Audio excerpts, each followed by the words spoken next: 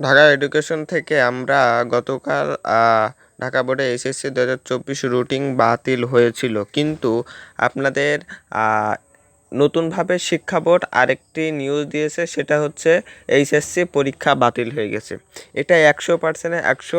Jamuna TV, সময় TV সকল নিউজে এটা প্রচারিত হচ্ছে বা সকল সোশ্যাল মিডিয়ায় এটা উপস্থিত হয়েছে।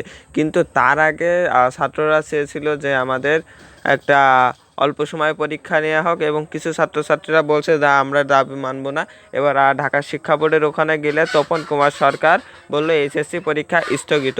তো এখন আপনাদের কিভাবে কি রেজাল্ট দেবে, এটা হচ্ছে এখন তারা ঘোষণা করেনি।